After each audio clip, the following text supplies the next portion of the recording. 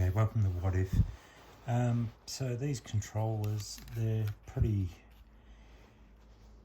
basic,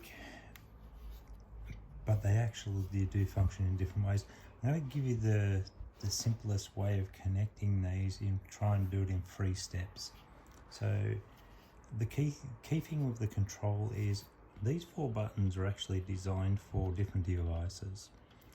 Okay, and what I've found is you've got to hold the home button down. So firstly, I know mine's the actual B button, so I'll hold it down and then hold the actual home button down.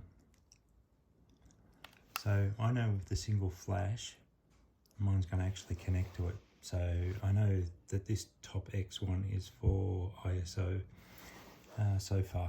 All right, so with the actual phone, you go into Bluetooth, click on Bluetooth,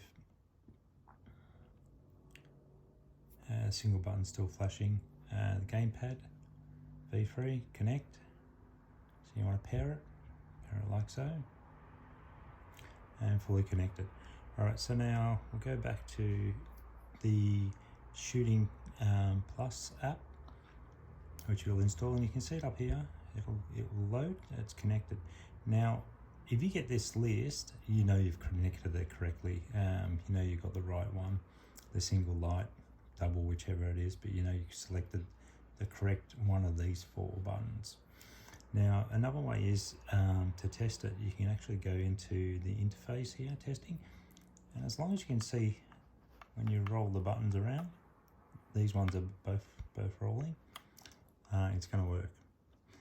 Now, the third thing is when you do want to select a game, it's one of these games that will work with it as default. Now, you can't have it previously installed.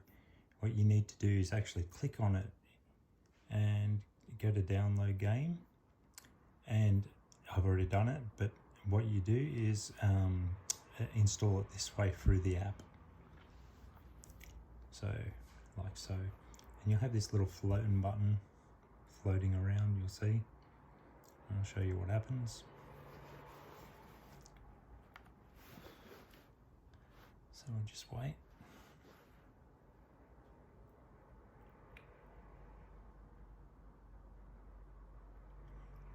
Letting it load. And just remember, these are the presets for different types of devices over here whilst this is loading. So you hold the button down that you want, desired one, and then the actual home button. All right, so now just go through all this, get rid of this stuff. And I'll go into training so I can show you.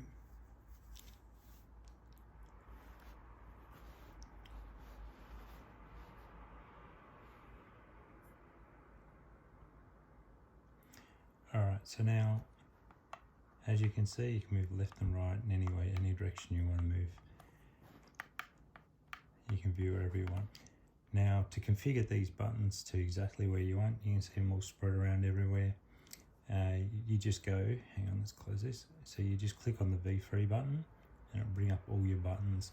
Now, once you've done this, you can go, okay, we want to make the R3 as, where's it going? And watch when you click as well, because sometimes it moves the actual rocker button as well. So when you click on things, I put back there. And I want R3 for ducking, and that one's for the actual the head movement. Now, if I want to do, I did it again, sorry, let's close this. That's the one for moving around the head, and we want LB for going down on the down, playing down, and we'll have where we want. Let's go.